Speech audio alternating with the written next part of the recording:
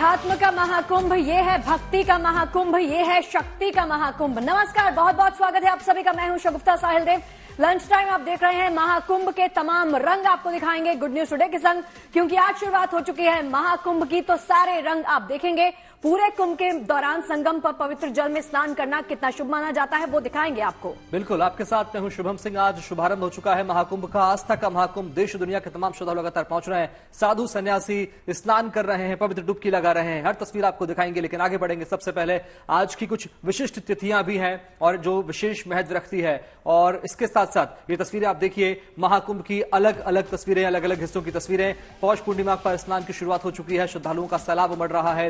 आकांक्षा पूर्ति के लिए स्नान यहां पर किया जा रहा है। कल अखाड़ों का भी स्नान होगा।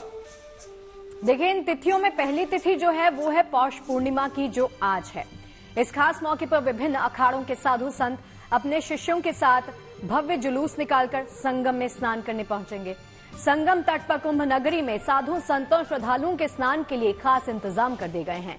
करोड़ों लोगों के पहुंचने की संभावना है, लिहाजा सुरक्षा के भी पुख्ता इंतजाम है।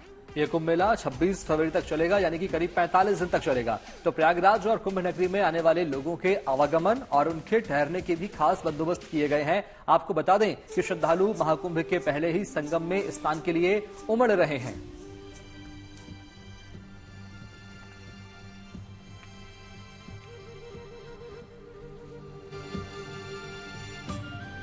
देखिए, महाकुंभ का महामेला शुरू हो चुका है और इसके तमाम रंग आप तक पहुंचाते रहेंगे। एक महापैनल जीएनटी पर जुड़ गया है। सबसे पहले पंडित अरविंद शुक्ला जी स्टूडियो में पहुंच गए हैं। बहुत बहुत स्वागत है अरविंद शुक्ला जी आपका। साथ ही आचार्य राज मिश्रा जी भी स्टूडियो में मौजूद हैं, आपका भी बहुत स्वागत है। और तमाम रंग आप तक पहुंचाने का जिम्मा लिया है हमारी सहयोगी गुंजन दीक्षित ने, उनके पास भी चलेंगे। लेकिन सबसे पहले ये रिपोर्ट आपको दिखा देते हैं। क्यों? बिल्कुल।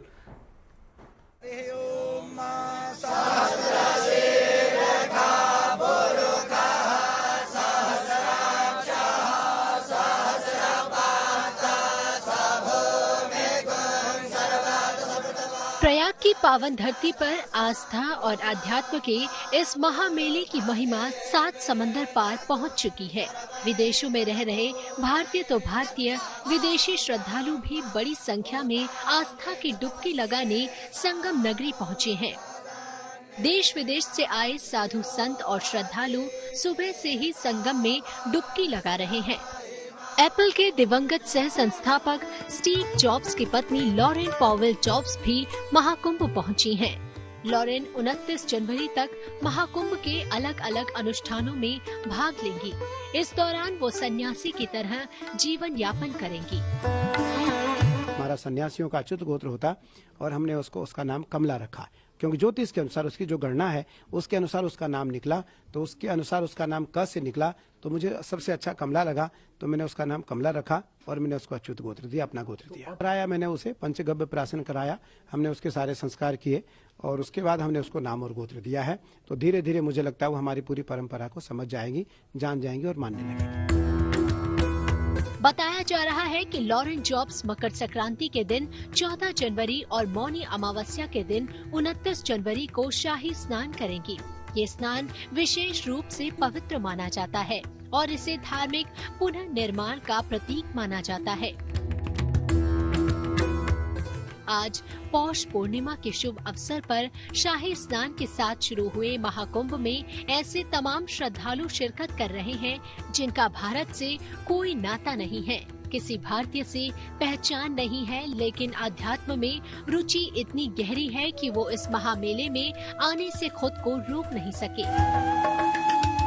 It's been beautiful, it's so well organized, the streets are clean, the people are so friendly and happy. Thousands and thousands of pilgrimage people just enjoying the beauty of.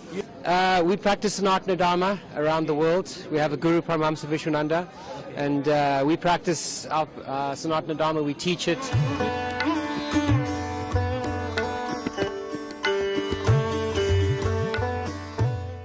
नगरी प्रयागराज में विदेशी भारतीयता के रंग में रंग चुके हैं। महाकुंभ के दिव्य और भव्य माहौल को देख अभिभूत हैं। संगम में स्नान के बाद न सिर्फ कई विदेशी तिलक लगा रहे हैं, बल्कि सनातन धर्म की परंपराओं को भी जानने समझने की कोशिश कर रहे हैं। स्नान, ध्यान और तिलक के माध्यम से सनातन धर्म के प्रति अपनी आस्था प्रकट कर रहे हैं। great. I come from to go Kumbh Mela. I practice yoga, and I search for moksha. Yes. So what do you feel? Amazing. India is a spiritual heart of the world. So I'm very happy. First time in India, I go Varanasi, then I come here. Feel amazing. The water is cold, but the heart is warm. Jai Shri Ram.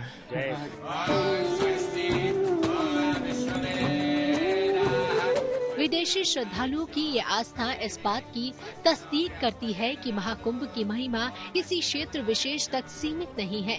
Mahakumbh की पहचान वैश्विक है और सनातन में रुचि रखने वाले सभी धर्म, सभी वर्ग, सभी भाषा के लोगों के लिए ये आध्यात्मिक ऊर्जा को अनुभव कराने का विहंगम स्थल है।